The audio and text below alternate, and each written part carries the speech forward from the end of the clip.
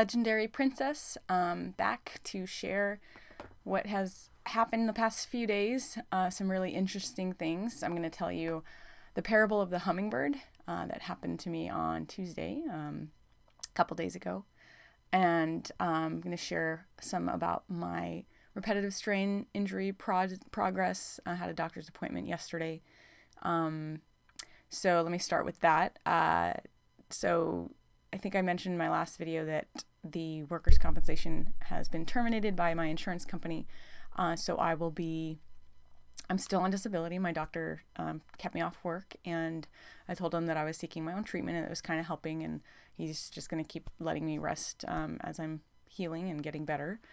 But yeah, we'll see what happens with I guess I have a court date my lawyers got for the insurance company, since they're not approving the meeting with or getting the nerve test again, which the third-party doctor wanted in order to finish the whole, I guess QME is what it's called, process, which is the final determination of how much I'm permanently stationary, according to his diagnosis. So that's on that front. I'm just waiting for that. Hopefully the insurance will start to be more cooperative so that we can kind of close this chapter, and hopefully my job, my old job, will be able to open up that position for somebody that can fulfill it, and so that I can kind of move on with my life. But in the meantime, I'm grateful for this season, and I'm going to continue to try to make the most of it for my healing, not just physically, but also emotionally. So grateful to God for this journey. Definitely learning a lot as I'm working through different books of recovery for different aspects of my abusive childhood, and I had a great talk with my mom, just, kind of getting some closure on some things, or just stepping out of denial about how messed up our family was, how dysfunctional, and specifically my abusive father. And unfortunately, when I say that, I love him, and I don't know if he'll ever see these videos, but if he did, I hope he knows that I do care about him. But what he did to us was wrong and absolutely evil in many ways, and I don't believe that he meant to hurt us intentionally, but I believe he's a very broken and hurt man himself, having had an abusive mother. And I don't think he's really dealt with that. And so the cycle continued. And I really feel like God is giving me a chance to break the cycle, because I think I would have had these patterns living out in my own family without me meaning to, and not understanding why I'm angry at my children, or why I'm, blowing up, or why I'm coping and maybe neglecting my children, like my mom, because she didn't know how to deal with the stuff that had happened to her, the trauma, and had 7 kids to take care of, and the breadwinner and all that. So all these choices that we make that do affect the people we care about. And I was affected as a child, neglected and abused in different ways. So it makes sense why I've had all this fear and insecurity, and just really trapped in these ways of thinking about myself in the world. And as I'm digging deeper and really coming face to face with these lies about who I am, about how I need to cope or kind of make it through the world, I'm realizing that, wow, God doesn't think of me that way. Other people really don't think of me that way. The people that are in my life now that are healthy, the Christians that I've learned how to live more like Jesus from, they're safe, and I don't have to live in fear. And speaking of that, I'm leading into this hummingbird parable, as I'm calling it, because I really feel like it was an analogy given to me by God after working with a partner. I was reading through the chapter we were reading, dealing with this abuse in my past, and just kind of processing it. And so on the way home, I passed by this mortuary that I used to go to pray a lot when I lived in that area.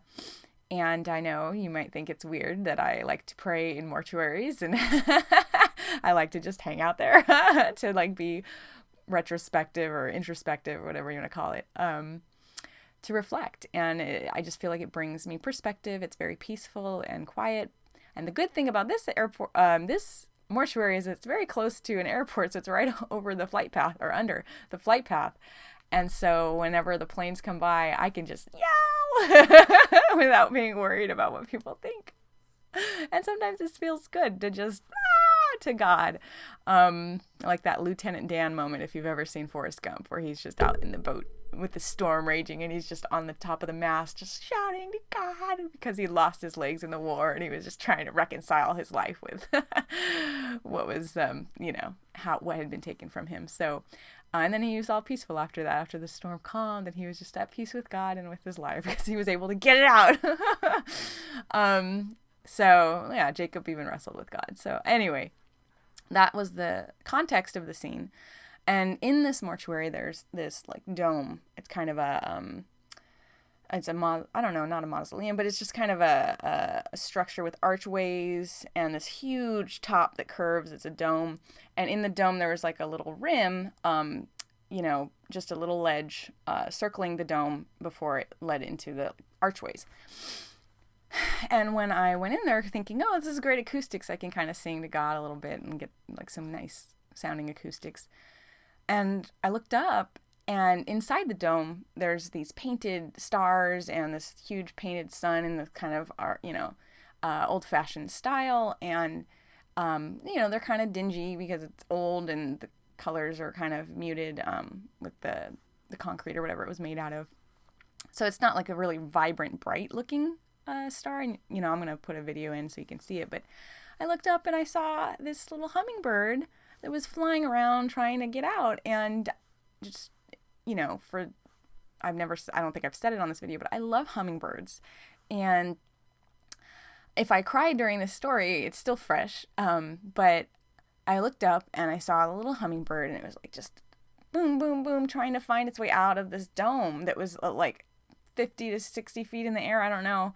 And it looked like, it was very high up, so I couldn't tell how big the hummingbird was, but it looked like even a little baby hummingbird, because it just looked smaller than the usual ones. And so it looked really scared and confused. And I know that hummingbirds, the metabolism is very fast, so you have to, they need to eat a lot, like almost constantly, in order to maintain their energy. And when they get tired, they could just kind of fall to the ground. And I remember as a child, I think my dad had found a hummingbird, or someone did outside, and we brought it in and we gave it, like, we watered down some maple syrup, in a lot of water just to kind of make it more like nectar, and put it very close to its tongue. So, and it was lapping it up, like slowly just to regain its energy. And I think maybe 10 minutes later, it had enough energy, and we brought it outside, and it just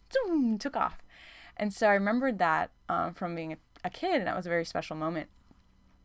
So I'm looking up at this hummingbird that's just trapped and confused, and I'm like, oh no, like, and of course the first thing I think of, this is like me with my, dealing with my abusive past and wondering why in my life I felt like I've continued to hit this wall.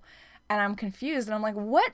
I thought I got around this wall. Why am I hitting it again? Like, I thought I figured the way out. I thought I had become a Christian. I, did therapy. I thought I dealt with this. Why do I keep hitting the same wall in my relationships, in my life? Like, what is going on? And I'll try harder. I tried harder to, okay, maybe I have to do something different. I have to go to this program. I have to try this, and continuing to hit that wall, just like this little hummingbird that's like, what? This looks like a different area. Like, how come, I'm not out yet? This is the sky, it's like, it's flying up because that's what its instinct is telling it. It's in this fight or flight mode. And that's what happens to these little birds. They instinctually will fly higher to try to escape the danger, which feels like it's coming from below. Predators and things. So it's trying to fly up, and I'm thinking, no, like, if you just come down a little lower, you'll see the archways, and you'll see the real flowers around the mortuary, it was very close to a little rose garden, and you'll see the trees and real sunlight, this real beautiful sky, instead of this fake star and sun that's just not, it's not real. and it's just going to hurt you, because it kept, they're in danger of hurting themselves in their frantic state, hitting themselves against the concrete or obstacles in the way, if they get trapped in homes and different things. And I was looking all this up because I'm trying to think of how can I help this poor little creature. And I knew they're attracted to red. So I went to my car, ran to my car, pulled out this red bag I had, I put it on the floor.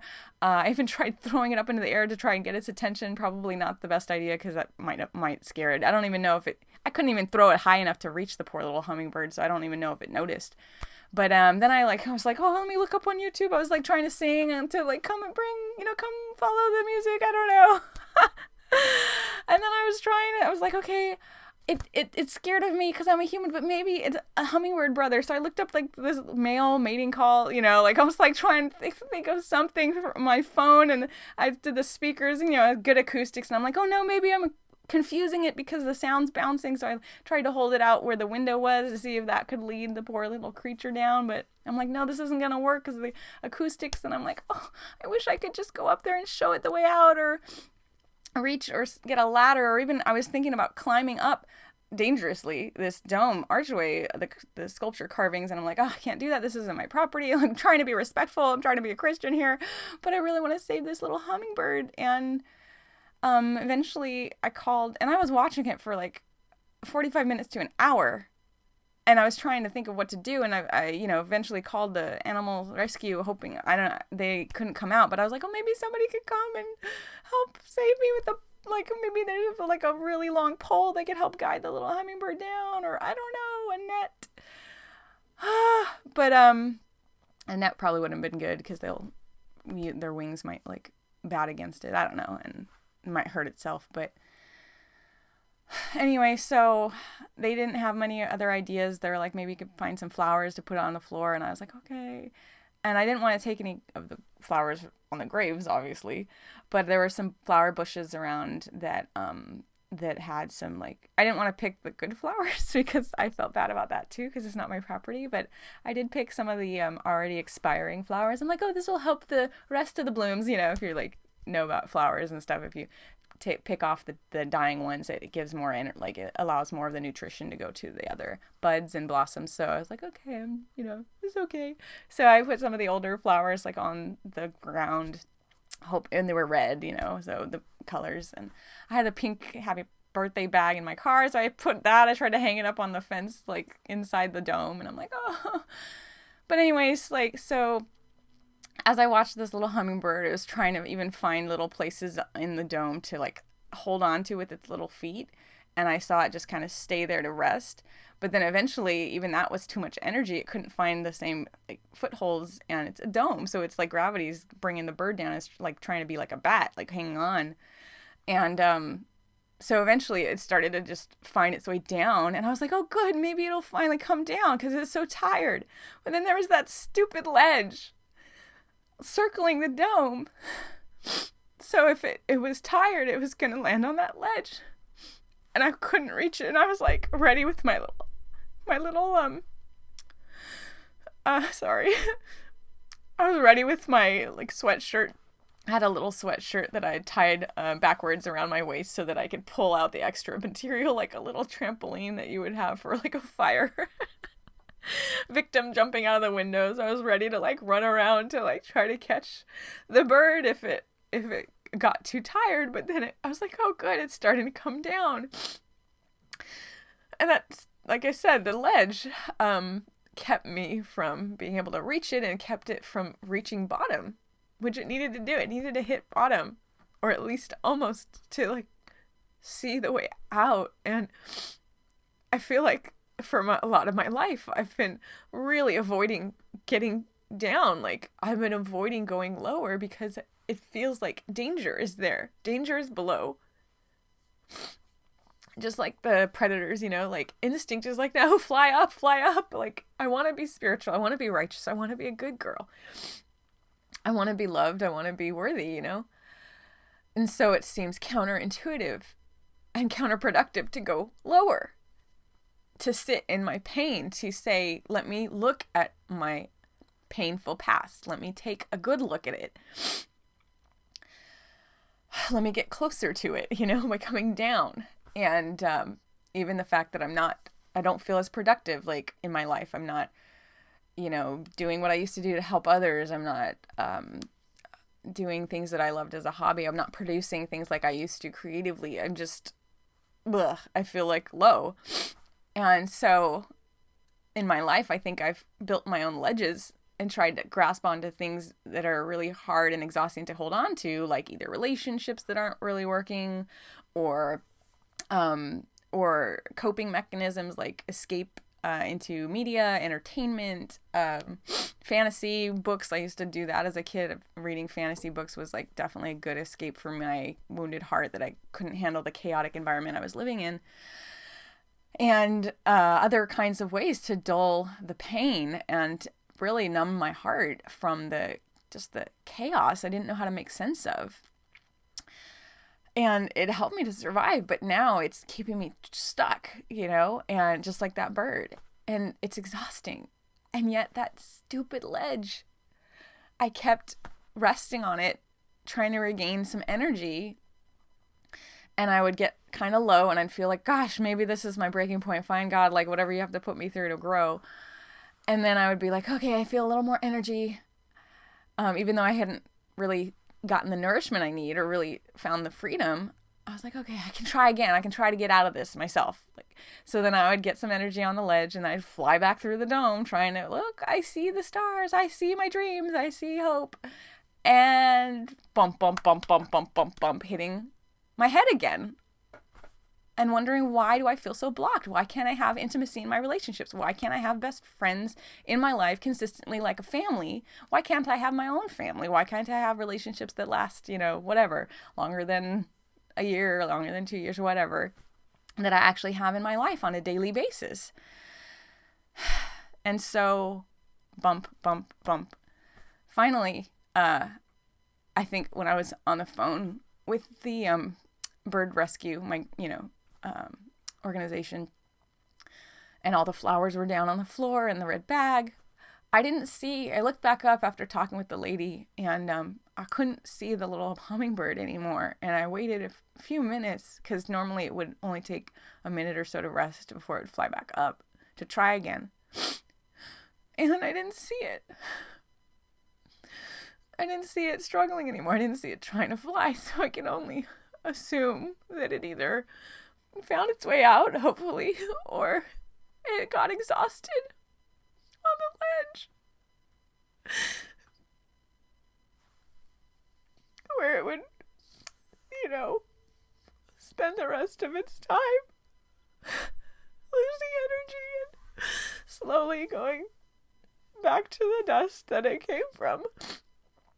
Little hummingbird heaven, and I'm like, oh, this is not how I wanted that story to end, God. Like, are you trying to tell me that, like, my life here might never look like I want it to, but in the end I'm gonna be free of all this pain? And how I've been, my brain has been formed thanks to the kind of reoccurring abuse that happened growing up. And I don't believe that that's how he's gonna end my story. Like, I still believe and have hope that he's gonna give me things in this life that I've longed for as well. But in that moment, I just couldn't help but feel like, oh my gosh, like, maybe my story's not gonna be a happy ending, like, in this life, like that little bird. Like, maybe it got away, but I don't even know how much their lifespan is. But I like, when I was watching it, I was just thinking, I want to help that little bird, like, if I can love that little bird, watching it for, just struggling and want to risk my life to climb up this dangerous place to help it, or like become a bird so that I can lead it into safety, how much more does God love me that he would send his son or become, human in the flesh, so that I wouldn't feel afraid of him. Like,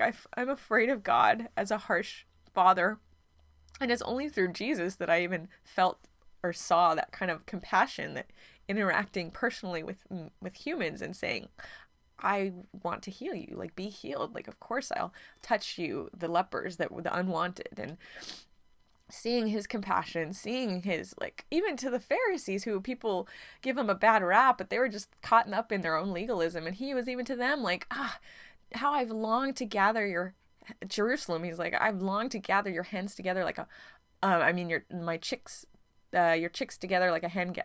I've longed to gather you under my wings like a hen gathers her chicks. Kind of like he wants to bring everyone together, even the ones that were filled with self-righteousness and totally missing the way in their own religiosity and their own zeal, just totally missing the whole point of love and relationship with God. They're just so caught up in their legalism, like I have been, trying to follow the rules, trying to be righteous enough to like please God, to earn his love. And he's like, in the form of Jesus, like, no, I already loved you. Like, you don't understand the good plans I have. You don't see the real sky yet, the true sky. And I'll show you the video at the end, but like, we're just in this dome with this fake sun and stars. It pales in comparison to the freedom that's just on the other side. And I just feel like that was a moment for me to see that God loves me like that. And he's so much more compassionate than me. So if I can like cry tears for this little bird's life that is, it doesn't think cognitively like us or like have ability to have a relationship. And yet it was so innocent. Not only was it a hummingbird, but I think it was a little baby one. Like,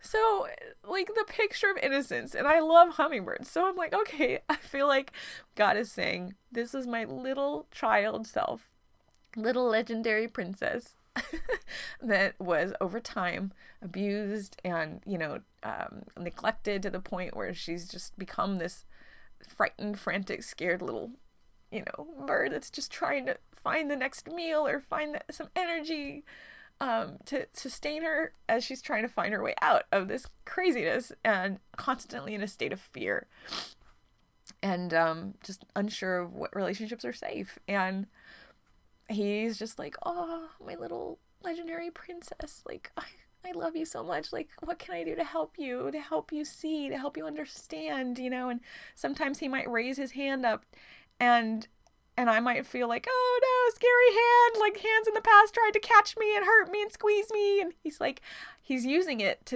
because I'm so scared that he's like guiding me away from that. Cause it's like, okay, it's hemming me in, and keeping me away from the false lies that seems like the true sky. And I want to fly up into that trap, and so it's like, yes, look over here. Look at the sky, the stars and the sun. This is your way out. And it's like, boom, I hit myself. Boom, I hit myself. I'm hurting myself over and over again.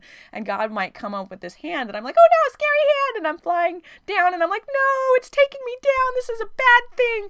Bad hand. No, scary danger down there. And it's guiding me so that I can see, oh, there's light.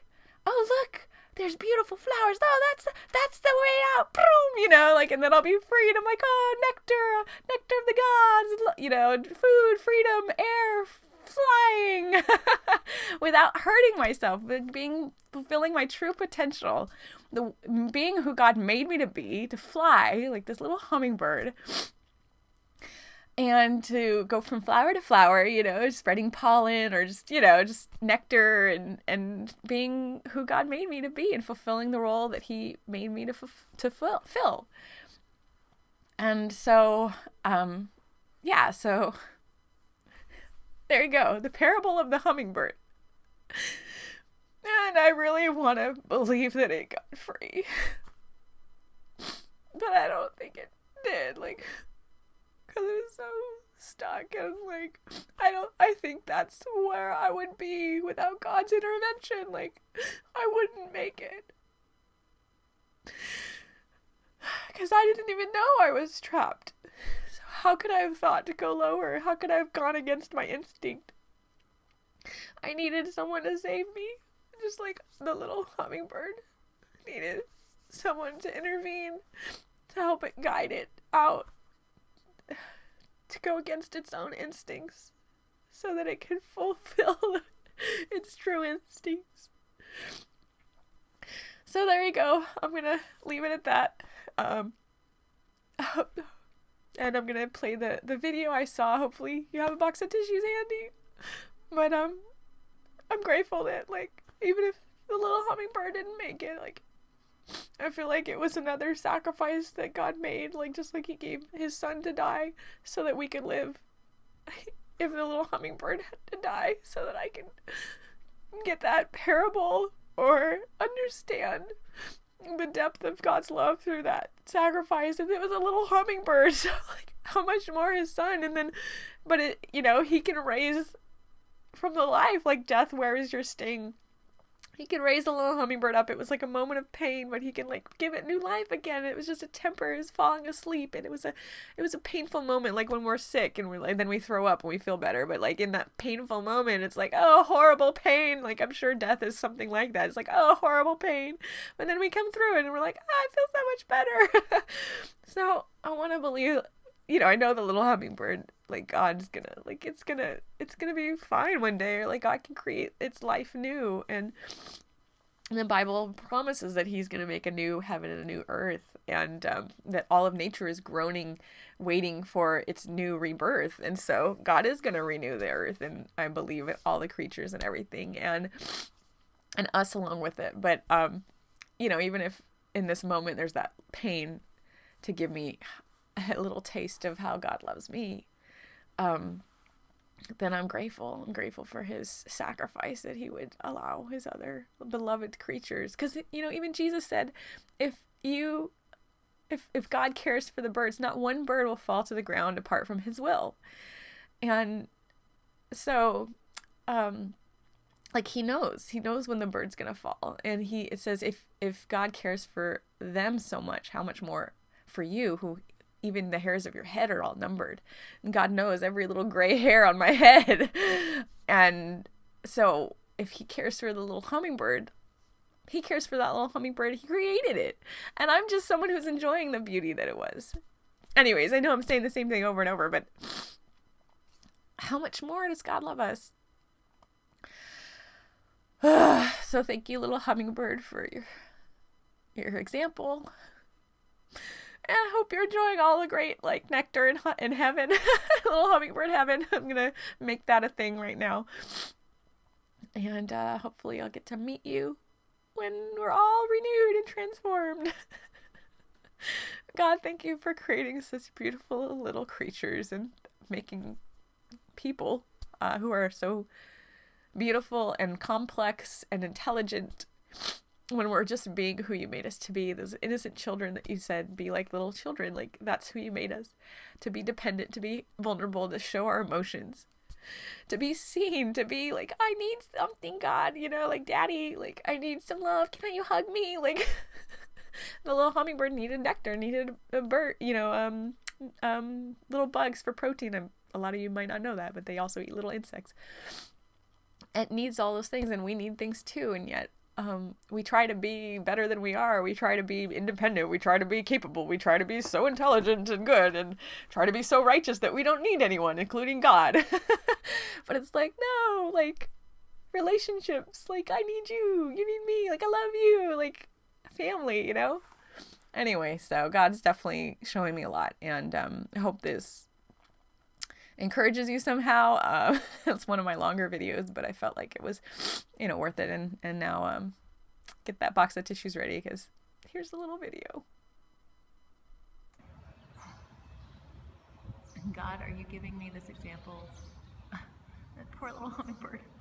He just keeps flying around and around. He thinks that this is the sky, and that he's going to be free if he just finds the right spot. He just keeps flying around thinking, oh, was it over here? Why can't I get out? I keep running against the same wall. Little does he know that he needs to be brought lower first before he could fly free to the true, beautiful, glorious sky. Good analogy, God. Aww. He's gonna figure it out eventually. I just don't know how tired he's gonna be when he finally does. Oh, we care. If I care about this little hummingbird this much, I have to stick around until it gets tired to make sure it gets free. Surely you, God, care about us. watch us struggle to find our way free, and that you're just rooting for us, trying to show us the way out. You don't want to scare us even more by coming too close. Oh my gosh, look, he's there. He stopped. How is he resting on the wall? How is that even possible? Oh no, he's resting on the wall. He needs sugar. I thought he would drop. I gotta be careful. Okay, he's going for some more. Oh, poor little guy, he's tired. Oh. Please save the little hummingbird. That poor little hummingbird. He's still flying. And yet, maybe that's how God feels about us, about me, in this journey of healing. He's trying to set me free.